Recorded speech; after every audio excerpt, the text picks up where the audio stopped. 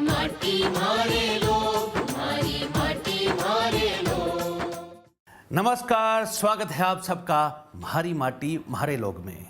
आज के इस कार्यक्रम में हमारे मेहमान जो हैं वो कथाकार भी हैं, गीतकार भी हैं, कहानीकार भी हैं और गायक भी हैं। जी हाँ, आज हमारे साथ हैं महाशय शीशराम जी। तो आइए प्रोग्राम शुरू करने से पहले जान लेते हैं महाशय जी के बारे में।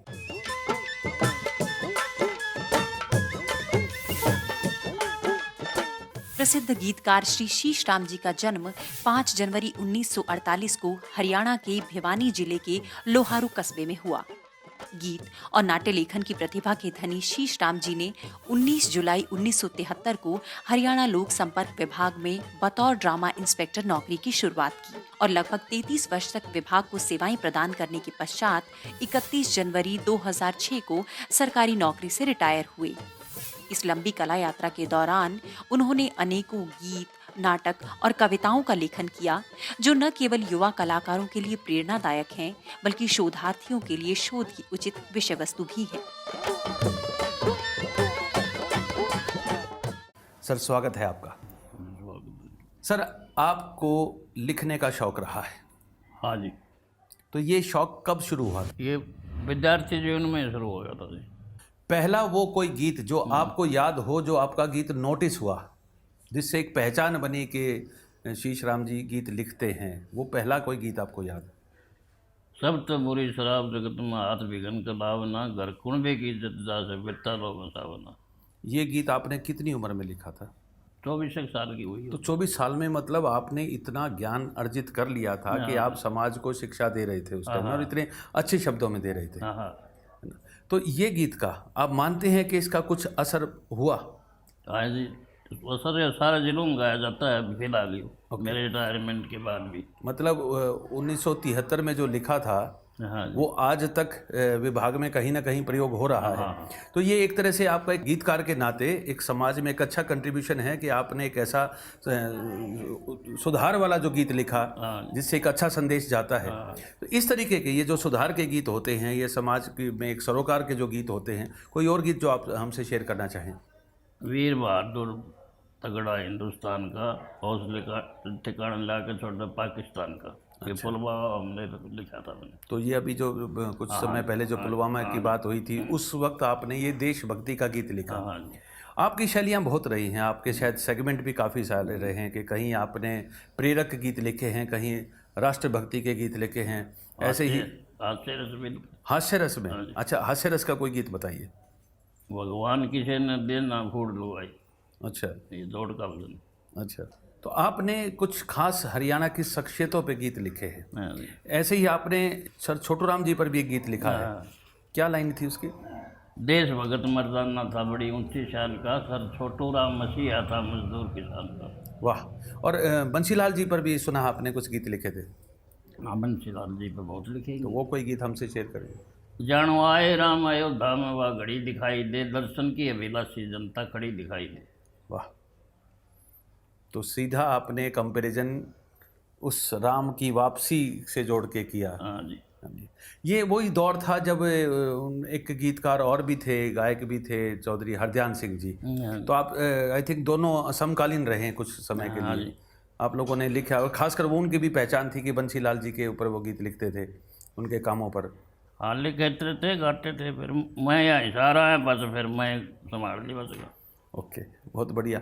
एक विलक्षण जी भी होते थे जिन्होंने गीत लिखे थे। बहुत अच्छे लेखक। तो आपका उनका साथ रहा, या आपने उनसे सीखा, या आपने उनके बाद उनकी जगह ली, ऐसी कोई बात हमने सुनी थी? 2-3 महीने साथ रहे थे। अच्छा। हाँ, फिर वो गुजर गए। अच्छा, तो वो उस दौरान में जब उन्होंने आपकी लेखनी पढ़ी या देखी या समझी, तो उन्होंने क्या रिएक्शन दिया था? इनको भाई अच्छा लेखक बनेगा ये किसी आगे चलकर। ये बड़े लोगों की खास बात होती है, क्योंकि उनमें जो समझ होती है, जिस तरीके की वो समझ रखते हैं, जो दूरदृष्टि वो रखते हैं, वो दूरदृष्टि सिर्फ उनकी लेखन में नहीं होती, वो उन कलाकारों की या उन प्रतिभाओं को पहचानने में भी होती है। कि वहीं जो विलक्षण जी ने कुछ महीनों में ही जब इनके साथ इनकी लेखनी को देखा, पढ़ा, सुना या इनको सुना, तो ये भविष्यवाणी उन्होंने कर दी थी कि ये बहुत दूर तक ये लेखनी जाएगी और इनको पूरा हरियाणा सुनेगा, बार बार सुनेगा। और रिटायरमेंट के इतने सालों बाद भी आज भी हरियाणा में इनके गीत कहीं ना कहीं चल रहे हैं, बज रहे हैं, लोग सुन रहे हैं, देख रहे हैं। और हमने भी एक इनका गीत है जो हरियाणा की तारीफ में बना था, जो प्रदेश की तारीफ में इन्होंने लिखा था, हमने भी वो गीत बनाया है और विधि देशवाल ने उसको आवाज़ दी है।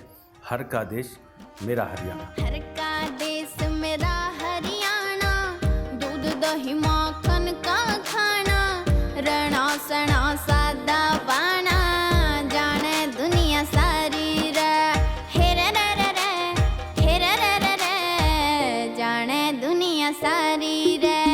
हर का देश मेरा हरियाणा, दूध दही माखन का खाना, रणा सणा सादा बाना, जाने दुनिया सारी रे, हेरे रे रे रे, हेरे रे रे रे, हेरे रे रे रे, जाने दुनिया सारी रे।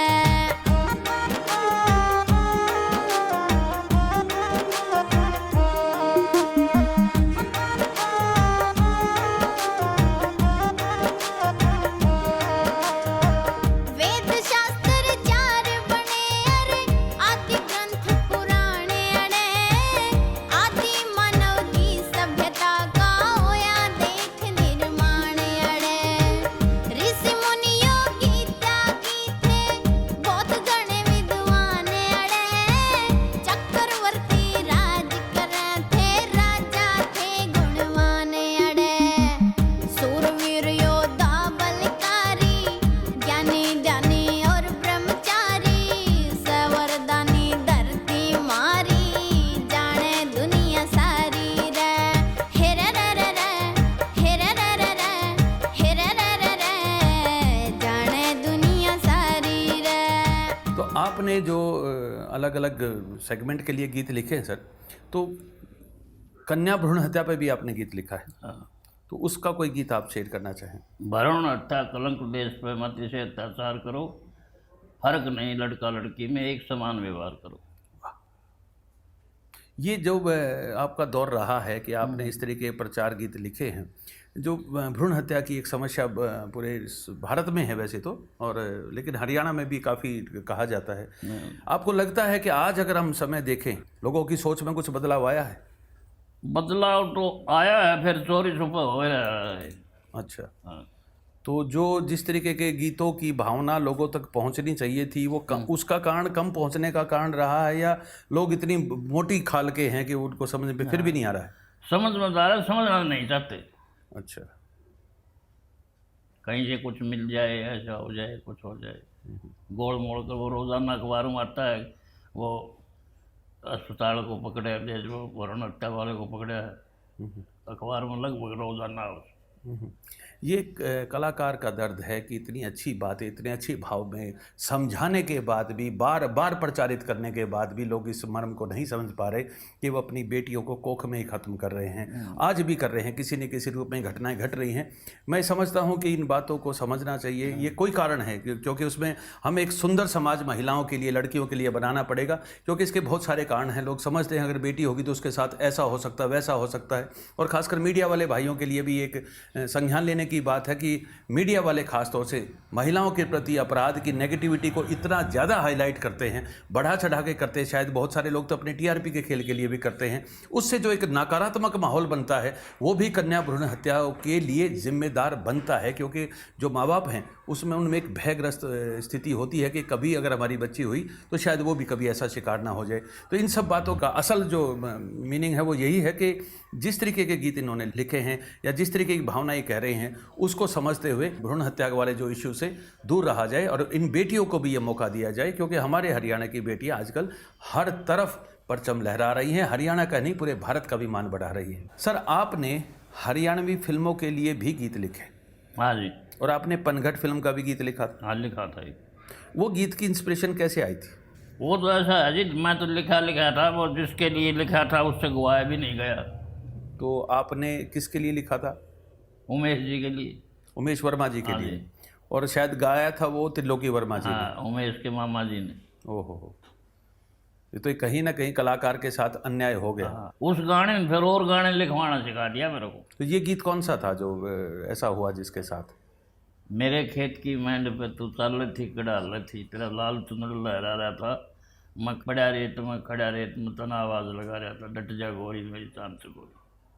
ये आजकल के लेखकों के लिए भी बड़ा इंस्पिरेशनल गीत है कि जिस तरीके के शब्द और जिस तरीके का वर्णन और जिस ढंग से ये घुमा के लाए हैं इसके मुखड़े को, वो सीखने लायक है। खासकर वो जो लोग लेखन के लिए कोशिश कर रहे हैं, जिस तरीके का मुखड़ा इन्होंने लिखा था, और ये गाना बहुत हिट रहा। तो इस गाने के बाद आपने और कौन कौन सी फिल्मों में गीत लिखे थे? गुलाम, अच्छा एक छबीली में। अच्छा। ये जो गीतों को लिखने की आपकी यात्रा रही, इसके साथ साथ आपने नाटक भी लिखे हैं। नाटक रोए वतन, अच्छा जन कल्याण, खातिरदारी जी, और निगरानी, 4 नाटक लिखे लोक संपर्क विभाग में। ओके। और किस्से भी लिखे हैं आपने बहुत सारे? किस्से 15-16 किस्से लिखे। 15-16 किस्से। तो एक किस्से में कितनी रागनी होती है? 20-24 तक होती। तो रागनी होती है। हाँ। और वो 15-16 लिख दिया आपने, तो ये तो 400-500 रागनी तो होगी। हाँ जी। और इतनी सारी रागनी, और फिर साथ में उनकी वार्ता भी लिखी हाँ, हुई। वार्ता तो बहुत बड़ा काम है ये तो। हाँ, बड़ा काम है। वाह। तो इनको कभी हरियाणा की साहित्य अकादमी ने या किसी भी हरियाणा की संस्था ने किताबों के रूप में छापने की कोई आपको ऑफर नहीं दी? माँ जी ऑफर तो कुंडी, मैं तो वैसे ही भिजवाता है अपना, छपते रहे। लेकिन किसी ने आपको ये नहीं कहा कि इसको किताब के रूप में छाप दें? नहीं। जो लोग इस साहित्य अकादमियों के जिम्मेदार हैं, जो भी लोग हैं, वो किसी भी, चाहे वो पंजाबी साहित्य अकादमी के हैं या उर्दू के हैं या हिंदी के हैं या हरियाणवी के हैं, इन सब के लिए संज्ञान की बात है कि इतने बड़े लेखक हैं, ये सरकार में साथ रहे हैं, सरकार के इतने साल से रिटायर हुए हैं, इनकी ये इतनी बड़ी धरोहर है जो इन्होंने लिखा है, ये आने वाली पीढ़ियों के काम आएगा। आप लोग सरकार के खाते में बैठ के तनख्वाहें लेते हैं, आप कैसा काम कर रहे हैं? ताकि आप में कहीं ना कहीं ये भावना है कि लोग पहले आपके दरबार पे आएँ, तभी आप जाके उनकी कोई किताब या कोई उनकी रचना छाटेंगे। ये आपका काम है कि आप इस तरीके के विलक्षण लोगों को ढूंढें, उनके कामों को छापे, ताकि वो आने वाली पीढ़ियों के लिए संजोए जा सके, उन तक पहुंचे जा सके। ये बात नोटिस करने वाली बात है, खासकर सरकार के पास, जिनके पास ये फंड है, जिनके पास ये जिम्मेदारियां हैं। ये बहुत ज़रूरी है कि आप जैसे लोगों के पास आके, मुझे नहीं लगता कि आपको ज़रूरत है कि आप वहाँ तक जाएं और आप प्रपोजल रखें, इनको खुद आना चाहिए आपके पास आपकी किताब छापने के लिए। कभी ऐसा हुआ कि आपके इतने बड़े लेखन को देखते हुए, समझते हुए, कोई अवार्ड आपको दिया गया हो? नहीं दिया गया जी, मांगा मैंने, नहीं दिए, देने वाले ने दिया नहीं। यही कहीं ना कहीं जिम्मेदार सोच होनी चाहिए, वो सरकार में नहीं है इस तरीके की, कि इतना बड़ा आपका लेखन का समय काल रहा है और इतने बड़े गीत आपने लिखे, आपने फिल्मों में लिखे, आपने किस्से लिखे, आपने राष्ट्रभक्ति के गीत लिखे, आपने कन्या भ्रूण हत्या पे लिखे, आपने दहेज प्रथा पे लिखे, आपने इस तरीके की सामाजिक कुरीतियों पे गीत लिखे हैं। लेकिन कलाकार को अवार्ड भी तभी दिया जाता है जब वो राज सत्ताओं के आसपास टहलता हो, घूमता हो। ये जो चाटुकारिता की संस्कृति हरियाणा में आई है, इससे बाहर निकलना बहुत ज़रूरी है कि जो 2 गीत लिख के, 4 लाइनें लिख के अवार्ड ले जाते हैं, ये बहुत ही ज़्यादा शर्मनाक स्थिति है किसी भी अच्छे, और ख़ासकर जो लोग अपना स्वाभिमान रखना चाहते हैं और स्वाभिमान के साथ काम करना चाहते हैं। ये किताब छपवाने की जिम्मेदारी हम अपनी तरफ से लेते हैं। आपके लेखन को किताबों के रूप में छपवाएंगे, हम अपनी तरफ से छपवाएंगे, ताकि आने वाली पीढ़ियाँ, उनके लिए हम ये संजो के देख सके कि इतना अच्छा काम इतनी अच्छी शैली में, क्योंकि हरियाणवी में जिसको हरियाणवी का मर्म पता है, जिसको हरियाणवी का भाव पता है, ऐसे बहुत कम लेखक रहे हैं। और जिन्होंने उस दृष्टि से हरियाणा को देखा है, बदलते हरियाणा को देखा है, तो वो सब इनकी लेखन में है। हम इनको किताबों का रूप देंगे, ये हम ऑन कैमरा आपसे प्रॉमिस कर रहे हैं। इस पूरी कला यात्रा में सबसे प्यारी कला आपको कौन सी लगती है, आपकी अपने वाले? लेखन वाली। ओके। तो लेखन में कौन से वो गीत या रचनाएं हैं जो आपके दिल के सबसे ज़्यादा करीब है? सज्जन भोग कष्ट बता क्यों दुर्जन घरा खुशहाली है, सृष्टि के करता धरता फिर तो क्या कारक पाई, शैतानों के घरा रोशनी सुख में बीता जिंदगानी, टूटी छान पड़ी सज्जन की ऊपर तो टपका पानी, कारों के माँ सैर करे नित दौरे लावत तूफानी, टूटे लित्र बाट चालना रेत करे आना करनी, वाह। पापी कहना हो हानि क्यों धर्मी का कंगाली से, सृष्टि के करता धरता फिर तो क्या कारक पाई, अच्छा खावा अच्छा पीवा जारंडियों में रास करे, भूखा सो जा घूट सबर की भर तेरा विश्वास करे, पापी का घर भर दिया जर से न्यो सत्यानाश करे, आज नहीं तो कल देगा वो सज्जन तेरी आस करे, दुष्ट महल में बास करे फिर भगत बता के वाड़ी से, सृष्टि के करता धरता फिर तो क्या कारक पाई। वाह। इनके साथ साथ भक्ति रस में भी लिखा है आपने? हाँ जी। तो भक्ति रस की कोई रचना आप। वेद शास्त्र बतलावा मालिक का अटल विधान सदा, देर चाहे अंधेर नहीं वो न्याय करता भगवान सदा। अजर अमर निर्भय न्यायकारी सदा, कण कण में नितवास करे शक्तिमान खिल भूमंडल में। चौकर दे प्रकाश करे पहाड़ समुद्र बस्ती उपन पर जड़ करी आस करे। 184 योनि में यो जीवात्मा रास करे, जो उसमें विश्वास करे उसका होता उत्थान सदा। देर चाहिए अंधेर नहीं वो न्याय करता भगवान। ये विश्वास की बात है कि देर सही, लेकिन भगवान कभी ना कभी न्याय करेगा। तो जो लोग सरकार में हैं वो भी भावनाओं को समझे कि जो जिस चीज़ के लिए ये इनका क्रेडिट बनता है वो इनको इनके समय रहते इनको मिलना चाहिए। ये हम अपने चैनल की तरफ से एक तरह से सिफारिश भी कर रहे हैं कि जो काम इन्होंने किया है, जिस तरीके का लेखन इन्होंने किया है, जिस तरीके की भाषा, जिस तरीके के शब्दों का चयन इन्होंने किया है, संजोया है उसको, इस सब को समझते हुए इसको एक रूप देने में भी इनका सहयोग करें और जो सम्मान इनका ड्यू है वो भी इन तक पहुंचना चाहिए। ये बहुत ज़रूरी भी है। यो है काँ कागा बोल तारी मेरे द्वार, मेरी माँ का जाया कद आवेगा लनिया। उड़ उड़ जा रे कागा भाई जा बाबुल के देश, मेरी मायड़ में मेरा दे दिए रे संदेश। मन रे मंगा ले आया तीज त्योहार, मेरी माँ को जाया कद आवेगा लनिया। वाह वाह, बहुत अच्छा ये लोक शैली का गीत है। हाँ जी। ऐसे ही गीत बहुत सारे हरियाणा में जो प्रचलित हो रहे हैं, लेकिन लोग उनको लोकगीत मांगते हैं। वो लोकगीत नहीं है, वो लोक शैली के गीत है। उन्हीं में से गीत ये है। अभी आप समझिए, ये लोकगीत नहीं है, ये शीश राम जी की लोक शैली की रचना है। ये भी मानना ज़रूरी है, क्योंकि अक्सर मैंने देखा है कि फिर गीतकार का क्रेडिट करके काट के उसको लोकगीत लिख दिया जाता है। ये पहचानने की ज़रूरत है कि ये लोक शैली का गीत है और ये इनका लिखा हुआ है। बहुत बढ़िया लिखा सर आपने। और कोई जो गीत आप हमसे शेयर करना चाहें? लायक बेटा ऊंचा कर दे मात पिता का दर्जा, 7 जन्म भी उतर सके ना मात पिता का कर्जा। सारी दुनिया जाने बालक माँ इतने प्यारा उसे, गोद खिलावे लाड लडावे आँखों का तारा उसे।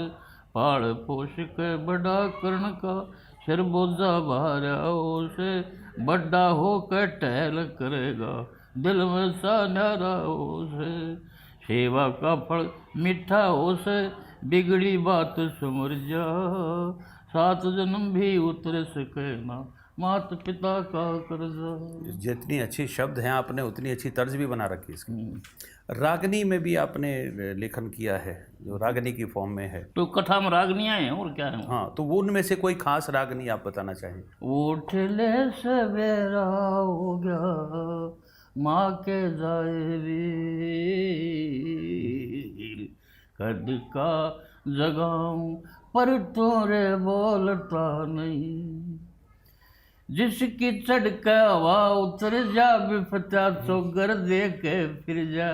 काया करे साजिश का मर जा, रुड़ते फिर वजीर। किसी भी कीमत पे कोई रे तोलता नहीं। रो बसंत का ही। वाह, बहुत बढ़िया सर, बहुत अच्छा लिखा। कन्या भ्रूण हत्या पे अगर कोई गीत जो सबसे खूबसूरत गीत मैंने सुना है, समझा है और जिसकी भावना समझी है, वो गीत है महाशय जी का लिखा हुआ। आँख मन खोली री नामा, मुँह तो कुछ बोली री नामा। मेरा के कसूर माई, बुरा क्यों विचार से। एक बचेरा देख ले मेरा, बिन देखे क्यों मारे। कितने कम शब्दों में कितनी बड़ी बात, कितनी अच्छी भावना के साथ इन्होंने कह दी है।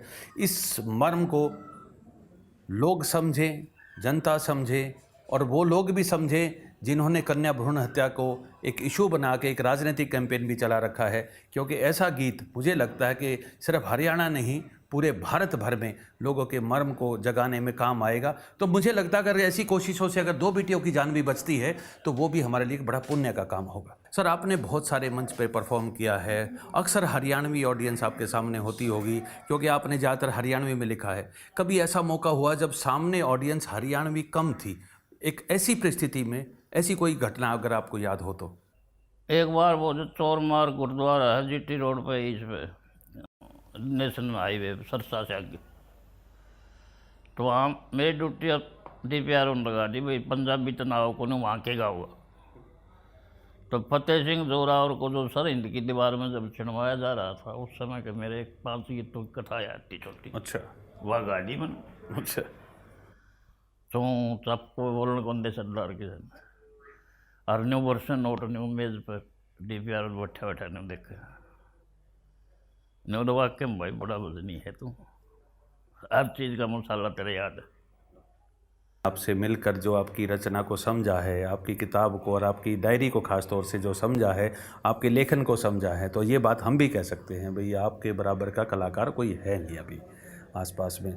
आपके साथ अन्याय हुआ है अभी तक कि आपको जो आपका सही में क्रेडिट बनता है उस लेवल का सम्मान, जो राजकीय सम्मान हम कहते हैं, क्योंकि जनता का सम्मान तो मिलता ही है, जबकि जब कलाकार मंच पे परफॉर्म करता है तो तालियां बजती हैं, वो तालियों के रूप में सम्मान तो बार बार मिला है, लेकिन एक राजकीय सम्मान की भी जो आपकी जगह है वो होनी चाहिए पूरी। हम इस तरीके की एक सरकार के जहन में बात लाते हुए आज का प्रोग्राम यहीं तक करेंगे, क्योंकि समय की टेलीविज़न में एक दिक्कत होती है भाषा जी, और ये हमारा फिर से कैमरे पर प्रॉमिस है कि हम आपकी डायरियों को किताबों के रूप में साकार करवाने में अपनी तरफ से पूरी सहायता करेंगे। ये बात हम फिर से रिपीट कर रहे हैं कैमरे के सामने। ठीक, धन्यवाद जी आपको। तो आज आपने समय निकाला हमारे लिए, इसके लिए बहुत बहुत धन्यवाद। तो ये थी मुलाकात लेखक महाशय शीशराम जी के साथ। फिर मिलेंगे हरियाणा की एक और हस्ती के साथ। तब तक नमस्कार। हमारी माटी मारे लो।